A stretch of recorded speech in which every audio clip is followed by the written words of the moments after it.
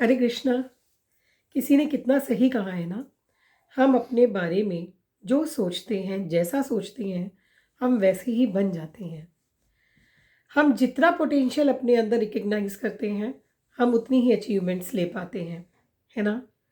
कई बार तो ऐसा भी होता है, हम लोगों में बहुत सारा पोटेंशियल होता है, बहुत सारी कैपेबिलिटीज़ होती हैं, लेकिन क्योंकि दूसरे लोग हमें क्रिटिसाइज़ कर देते हैं या दूसरे लोग हमें पीछे खींच लेते हैं, तो हम भी उनकी ओर खींचे चले जाते हैं और अपने ऊपर ट्रस्ट नहीं कर पाते।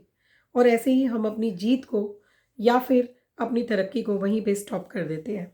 तो ऐसी ही एक कहानी मैं आपके सामने लेकर के आई हूँ, गौर से सुनिएगा। एक बार एक जंगल में एक बरगद का पेड़ होता है। उस बरगद के पेड़ पर एक चील रहती है।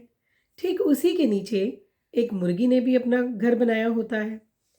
चील कुछ दिन बाद अंडे देती है, मुर्गी भी अंडे देती है।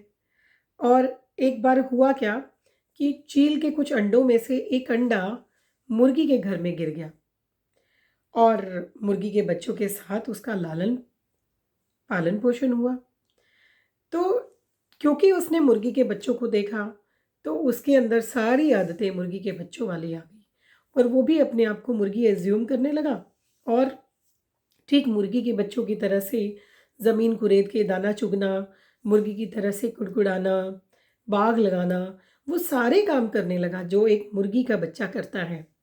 क्यों? क्योंकि वो अपने आप को मुर्गी समझने लगा था। तो एक दिन वो चील को उड़ते हुए देखता है और अपनी मुर्गी माँ से पूछता है, क्योंकि उसके लिए तो वही माँ थी ना, उसी ने उसको पाला पोसा। उसको पूछता है कि ये कौन सा पक्षी है जो इतना ऊंचा उड़े जा रहा है? मैं तो इतना ऊंचा नहीं उड़ पाता। मुर्गी तो आपको पता ही है ज़्यादा ऊंचा नहीं उड़ पाती। तो मुर्गी ने कहा कि क्योंकि वो चील है और तुम मुर्गी हो, मुर्गी इतना ऊंचा कभी नहीं उड़ सकती।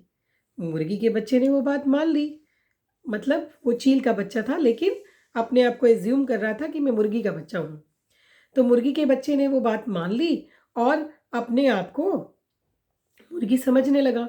ठीक उसी की तरह से रिएक्ट करने लगा, मुर्गी की तरह से काम करने लगा। मुर्गी के बच्चों में रहते रहते अपना पूरा संसार उसने इतना ही बसा लिया और इतनी ही पोटेंशियल उसके अंदर डेवलप हुई। था वो चील का बच्चा, वो चाहता तो ऊंचा आसमान उड़ सकता था, लेकिन क्योंकि वो ऐसी सराउंडिंग में रहता था, उसका थॉट प्रोसेस ऐसा चल रहा था और उसने अपनी कैपेबिलिटीज़ को पहचाना ही नहीं। उसने अपने आप को अंडर एस्टिमेट कर लिया, इसीलिए वो कभी आसमान नहीं छू पाया और मुर्गी की तरह अपना जीवन बताते बताते एक दिन मर गया, है ना। तो इस कहानी से हमें ये पता चलता है कि हम जिन सराउंडिंग्स में रहते हैं, जैसा हम अपने आप को सोचते हैं, जितनी पोटेंशियल, जितनी कैपेबिलिटीज़ को हम रिकग्नाइज कर पाते हैं, हम केवल वहीं तक अचीव कर पाते हैं। सो कहानी का सार यही है कि we should think big and achieve big. हम जितना बड़ा अपने आप को सोचेंगे ना, हम उतना अचीव कर पाएंगे। नथिंग इज़ इम्पॉसिबल, है ना।